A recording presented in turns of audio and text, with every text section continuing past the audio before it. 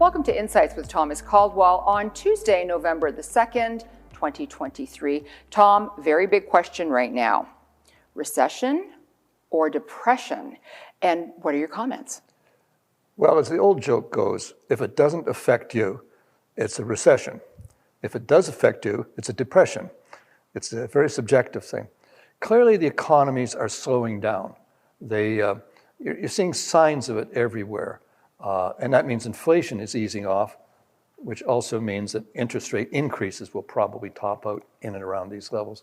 But there is a creeping unwinding of our economy, more so probably in Canada, where we can see it, than in the United States. For example, my world is downtown Toronto. I'm seeing more and more stores, restaurants, etc., being closed permanently. So there is something underneath this that we are seeing a slowdown, which will start to show up in numbers at some point in time. But if you're paying attention, you can see it happening now.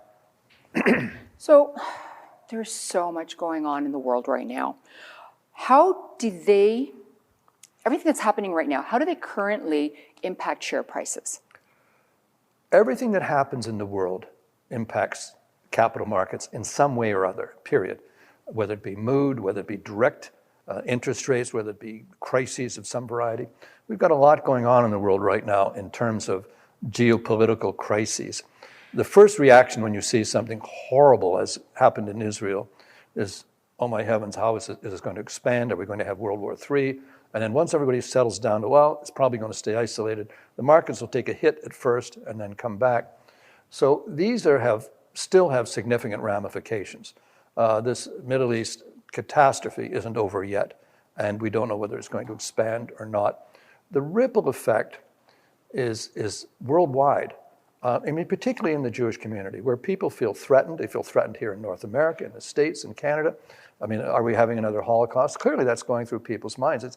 It's deeply impacted the psyche of our Jewish friends and Jewish community. And yes, we know both sides of the equation, but this is very frightening to them. And I think it's something we need to encourage people that you're not alone. But clearly, that's a very significant investor component in markets. And when they feel threatened and frightened, that also has an effect on markets. My view is, throughout this whole tragedy, we will come through this. I don't think we're going to see a monster expansion, but nobody knows. My opinion is as bad as anyone else's. I have to go on the basis that eventually, as Ariel Sharon once said, sooner or later you have to talk to your enemies. This has to boil down and solve it someplace. But right now, we've got a first-class world or war going on, and everybody can say, oh, you can't do this and you can't. No, it's a war. It's a totally different thing. People who talk about rules have never been involved in one. So this is very tricky. This event, this Middle East thing, is very important, that it does not expand. So far, people think it's not going to. So hopefully that's right.